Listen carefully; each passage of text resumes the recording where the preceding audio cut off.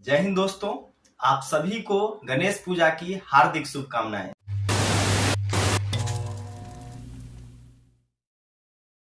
YouTube पे Hyundai Exter के features बताने वाले वीडियोस भरे पड़े हैं, लेकिन जहां खूबियां होती है वहां कमियां भी होती है।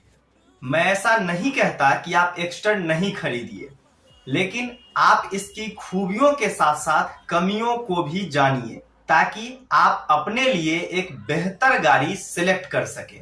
इसके साथ ही मेरा आपसे रिक्वेस्ट है कि अगर आप एक्स्ट्रा लेने की सोच रहे हैं या फिर ले चुके हैं और हमारे साथ अपना ऑनेस्ट ओनरशिप रिव्यू शेयर करना चाहते हैं तो हमसे हमारे टेलीग्राम ग्रुप में जरूर संपर्क करें। और अगर आपने अभी तक हमारे चैनल को सब्सक्राइब नहीं किया है तो जरूर सब्सक्राइब करें। साथ ही हमसे कुछ भी पूछने के लिए हमारा टेलीग्राम ग्रुप जरूर ज्वाइन करें, वहां पे आपको हमसे फास्टर रिस्पांस मिलेगा। सभी का लिंक वीडियो डिस्क्रिप्शन में दिया हुआ है और आपको हमसे कुछ भी जानकारी लेने के लिए किसी भी तरह की कोई भी पेमेंट करने की कोई जरूरत नहीं है। यह सर्विस बिल्कुल फ्री है।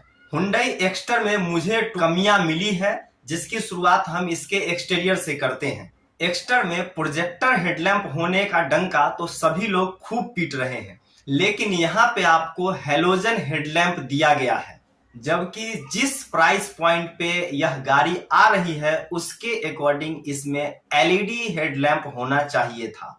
अगर हम हैलोजन हेडलैम्प पे एडजस्ट भी कर लें तो भी एक्स्टर में कंपनी ने एक ही प्रोजेक्टर हेडलैम्प दिया है और उसी में हाई और लो बीम का भी सिस्टम दिया गया है, जबकि इससे कम बजट की गाड़ियों में भी हाई और लो बीम के लिए अलग अलग हेडलैम्प देखने को मिल जाता है। और दो हेडलैम्प होने से विजिबिलिटी ज्यादा क्लियर तो होती ही है। तीसरे निगेटिव पॉइंट की तरफ चले तो एक्स्टर में फ्रंट फॉग लैंप मिसिंग है, जो कि फॉग में गाड़ी ड्राइव करते समय प्रॉब्लम क्रिएट करेगा ही। साइड प्रोफाइल के तरफ चलें तो गाड़ी में फ्यूल लीड लेफ्ट साइड में दिया हुआ है, जो कि मेरे तरफ से एक और निगेटिव पॉइंट है, क्योंकि जब फ्यूल लीड राइट साइड में होता है और आप जब भी गाड़ी में फ्यूल डलवाने जाते हैं तो आप ड्राइविंग सीट पर बैठे बैठे आराम से फ्यूल वाले से बात कर सकते हैं, गाड़ी में पेट्रोल डला या नहीं डला, कितना पेट्रोल डला, पेट्रोल डालने से पहले फ्यूल वाले ने 0 मीटर किया था या नहीं किया था, या फिर पेमेंट करने की बात हो, सारा प्रोसेस आप ड्राइविंग सीट पर बैठे बैठे क्लियरली देख पाते हैं और इजीली पेमेंट भी कर पाते हैं। इससे पेट्रोल पंप पर आपके साथ फ्रॉड होने के चांसेस बहुत कम हो जाते हैं। पेट्रोल पंप पर होने वाले फ्रॉड की डिटेल वीडियो अगर आपने अभी तक नहीं देखी है तो वीडियो का लिंक डिस्क्रिप्शन में दे रहा हूं। इस वीडियो के बाद आप उस वीडियो को भी जरूर देख लीजिएगा, ताकि आपके साथ पेट्रोल पंप पर होने वाले फ्रॉड से आप खुद को बचा सकें। कंपनी एक्स्टर को एसयूवी कह रही है, लेकिन इस गाड़ी में एसयूवी जैसा कुछ भी नहीं है। जब आप इसे ड्राइव करेंगे या फिर देखेंगे भी, एसयूवी जैसा कुछ भी नजर भी नहीं आएगा और गाड़ी ड्राइव करते टाइम भी आपको हैचबैक चलाने वाली ही फीलिंग आएगी। एक्स्टर में 185 mm का ग्राउंड क्लियरेंस दिया गया है, जो एक हैचबैक के हिसाब से बहुत अच्छा है, लेकिन इंजन बे के नीचे बहुत ही कम ग्राउंड क्लियरेंस देखने को मिलता है। एक्स्टर के बगल में Hyundai ऑरा खड़ी की गई है और इस फोटो में आप क्लियरली देख सकते हैं कि इंजन बे के नीचे एक्स्टर से ज्यादा जगह आपको Hyundai ऑरा, जो कि एक सिडान गाड़ी है, उसमें देखने को मिलता है। तो फिर गाड़ी के बीच में भले ही कंपनी ने 185 mm की ग्राउंड क्लियरेंस दे दी हो, उसके होने का कोई खास मतलब नहीं पड़ता है, क्योंकि अगर आप गाड़ी को ऑफरोडिंग के तरफ ले जाएंगे, इंजन बे के नीचे कम ग्राउंड क्लियरेंस होने की वजह से जब गाड़ी नीचे से लग ही जाएगी तो फिर 185 mm ग्राउंड क्लियरेंस होने का कोई खास फायदा आपको देखने को नहीं मिलेगा। वहीं 185 mm की ग्राउंड क्लियरेंस होने के कारण एक्स्टर में आपको ज्यादा बॉडी रोल देखने को मिलेगा। Hyundai एक्स्टर के रियर सस्पेंशन की क्वालिटी पे लोगों को डाउट है। जब पीछे की सीट पर कोई एक इंसान भी बैठता है तो यह सस्पेंशन नीचे से दबती है, इसके टायर्स गाड़ी के व्हील क्लैडिंग के अंदर घुस जाते हैं। हाय गाइस, ये है all new Hyundai Exter and भाई इसमें अभी ड्राइवर एंड को ड्राइवर साइड लोग बैठे हैं, पीछे 2 जन बैठे हैं। अगर देखते हो भाई इधर सस्पेंशन को, तो ये देखो कुछ ऐसा डिस्टेंस मिल जाता है। हालांकि गाड़ी ड्राइव करने में किसी भी तरह की प्रॉब्लम अभी तक नोटिस नहीं किया गया है, लेकिन अभी तो जस्ट 1 से 2 महीना हुआ ही है गाड़ी को मार्केट में आए हुए। यह चीज कितना प्रॉब्लम देगी और नहीं देगी यह तो कम से कम साल 2 साल गाड़ी के चलने के बाद ही पता चलेगा। एक्स्टर के रियर में ड्रम ब्रेक्स दिए गए हैं। कंपनी को रियर व्हील्स में भी डिस्क ब्रेक ऑफर करना चाहिए था। गाड़ी का अच्छा ऐड करने के लिए कुछ बिके हुए यूट्यूबर्स एक्स्टर को मिनी डिफेंडर कह रहे हैं। जब एक्स्टर में एसयूवी वाली कोई बात ही नहीं है तो डिफेंडर का डी भी इस गाड़ी में बिल्कुल नहीं है। तो इस तरह के मार्केटिंग स्टंट से आप बिल्कुल भी मिसगाइड मत होइएगा। अब चलते हैं इसके इंटीरियर वाले निगेटिव पॉइंट्स की तरफ। तो गाड़ी का जो इंटीरियर दिया गया है वह बिल्कुल ही आउटडेटेड है।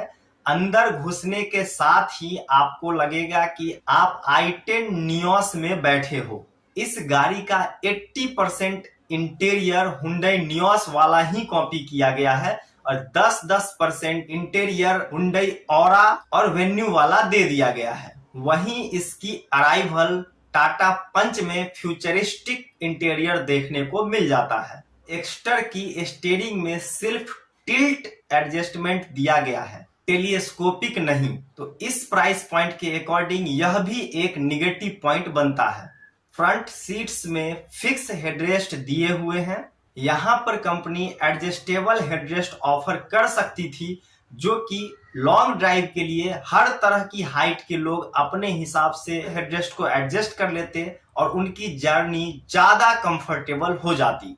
गाड़ी में कंपनी ने इतने फीचर्स भर भर के दिए हैं, फिर भी सेंटर कंसोल में आर्म रेस्ट नहीं दिया है, जो कि एक रिच फीचर कार में होना ही होना चाहिए था। अगर आप 2-3 घंटे की जर्नी में भी जाते हैं और आपको सेंटर कंसोल में आर्मरेस्ट मिल जाता है तो जर्नी काफी कंफर्टेबल हो जाती है। सेंटर आर्मरेस्ट में छोटे छोटे स्टोरेज स्पेस दिए जाते हैं, जिसमें कुछ कुछ ऐसी इंपॉर्टेंट चीजें होती है जो रखने के लिए अच्छा स्पेस मिल जाता है। अगर सभी वेरिएंट्स में ना सही तो कम से कम टॉप वेरिएंट में ही सही, लेकिन सेंटर आर्मरेस्ट देना तो चाहिए ही था।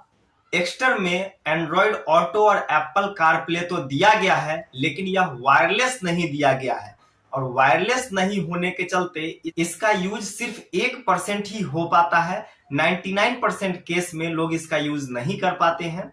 तो जब गाड़ी में कंपनी ने वायरलेस चार्जिंग दिया है तो ऑब्वियसली वायरलेस एंड्रॉइड ऑटो और एप्पल कारप्ले तो देना ही चाहिए था, भले टॉप मॉडल में ही दे देती। एक्स्टर के म्यूजिक सिस्टम के साथ सिर्फ स्पीकर्स ही दिए गए हैं। यहाँ पे ट्विटर मिसिंग है। यह बात उन लोगों को ज्यादा खलेगी जो सफर के दौरान म्यूजिक एंजॉय करना पसंद करते हैं, क्योंकि ट्विटर्स के साथ ही म्यूजिक सुनने का असली मजा आता है और इससे कम बजट की गाड़ियों में भी ट्विटर्स देखने को मिल जाता है।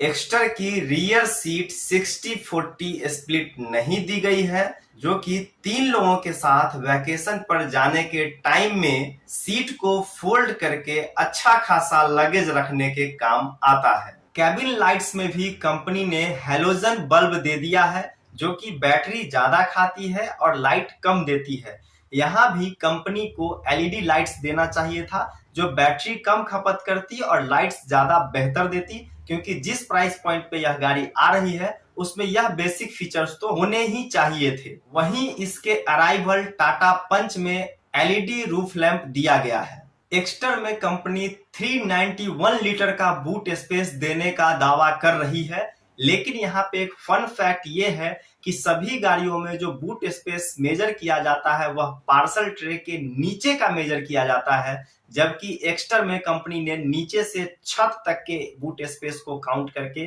लोगों को बताया है, जो मेरे समझ से यहाँ पे लोगों को बेवकूफ बनाने वाला पॉइंट है। अब सेफ्टी के नेगेटिव पॉइंट्स की तरफ चलें तो हुंडई ने एक्स्टर में 6 एयरबैग ऑफर किए हैं, लेकिन इसमें सबसे बड़ी नेगेटिव बात यह है कि एक्स्टर हुंडई i10 नियोस के प्लेटफॉर्म पर बनी हुई है और हुंडई की गाड़ियां ग्लोबल एनकैप सेफ्टी रेटिंग में कुछ अच्छा परफॉर्म नहीं करती है। लास्ट टाइम क्रेटा को भी खींच तीर के 3 स्टार मिला था। अगर 1 पॉइंट भी कम क्रेटा को मिला हुआ होता तो वह भी सिर्फ 2 स्टार रेटिंग ही ला पाती। और Hyundai Nios के प्लेटफॉर्म पे बना हुआ है एक्स्टर, और नियोस ने भी ग्लोबल एनकैप में सिर्फ 2 स्टार ही ला पाए थे। तो 6 एयरबैग्स देने से बेहतर होता कि कंपनी 4 एयरबैग भी देती, लेकिन कम से कम 4 स्टार सेफ्टी रेटिंग लाने तक तो एक्स्टर को बना ही देती। खैर, अब एक्स्टर को कितनी सेफ्टी रेटिंग मिलेगी यह तो समय ही बताएगा। एक्स्टर में रियर पार्किंग सेंसर सिर्फ 2 ही दिया गया है, जो कि Hyundai ने औरा में भी दिया था। और इससे एक परेशानी कई लोगों ने यह रिपोर्ट की है कि जब वो बैक करते रहते हैं तो साइड के ऑब्स्टेकल को गाड़ी सही से जज नहीं कर पाती है और साइड से गाड़ी बैक करते टाइम लग जाती है। अदर ब्रांड्स कम से कम 3 पार्किंग सेंसर्स तो देते ही हैं, तो यहाँ पे भी एक्स्टर में कंपनी को कम से कम 3 रियर पार्किंग सेंसर्स तो देना ही चाहिए था। कंपनी ने एक्स्टर में 1.2 लीटर 4 सिलेंडर इंजन दिया है, जिसका रिफाइनमेंट और एनवीएच लेवल सच में बहुत अच्छा होता है। लेकिन यहाँ पे एक निगेटिव पॉइंट यह है कि अगर हमारे को 2 स्टार सेफ्टी रेटिंग वाली ही गाड़ी पे चढ़ना है तो एक्स्टर पेट्रोल जहां आपको 15-16 का माइलेज निकाल के देगी, वहीं पे मारुति की गाड़ियां 18-19 का माइलेज निकाल के दे देती है। तो जहां मारुति भी 2 स्टार सेफ्टी रेटिंग में आती है और Hyundai भी अगर 2 स्टार सेफ्टी रेटिंग में आती है, तो फिर मारुति के इंजन कहीं ना कहीं Hyundai से तो बेहतर ही होते हैं। फिर न्यू एक्स्टर लेने का क्या ही मतलब बनता है। अब अगर हम चलते हैं कंक्लूजन के तरफ, तो सारी बातों को ध्यान में रखते हुए इंक्लूडिंग प्राइस, एक्स्टर उन लोगों को कंसीडर करना चाहिए जो लोग Hyundai की सर्विस से बहुत खुश हैं, Hyundai का सर्विस सेंटर जिनके घर के आसपास में है, जिन्हें ज्यादा सिटी राइड ही करना होता है, साल में कभी कभार फैमिली टूर पे अगर निकल गए तो निकल गए, एंड मोर इम्पोर्टेंट जिन्हें फीचर्स से बहुत लगाव है, क्योंकि Hyundai एक्स्टर में फीचर्स भर भर के दिए गए हैं। साथ ही मैं आपको बताना चाहता हूं कि एक्स्टर में 40+ फीचर्स दिए गए हैं, जिसका डिटेल वीडियो हमने ऑलरेडी बनाकर दिया हुआ है। अगर आपने वह वीडियो नहीं देखा है तो उसका लिंक भी डिस्क्रिप्शन में दे रहा हूं, इसके बाद आप उस वीडियो को भी देख सकते हैं। उसमें मैंने सारे 40+ फीचर्स मेंशन किए हैं। उम्मीद करता हूं आपको यह वीडियो पसंद आया होगा, तो शेयर कर दीजिए इस वीडियो को अपने सभी उन दोस्तों के साथ जो एक्स्टर ले चुके हैं या फिर लेने की सोच रहे हैं। आप एक्स्टर के बारे में क्या सोचते हैं कमेंट करके हमें जरूर बताइएगा। कमेंट बॉक्स हमने आपके लिए ही खुला हुआ छोड़ा है, और चैनल को जरूर सब्सक्राइब कर दीजिएगा।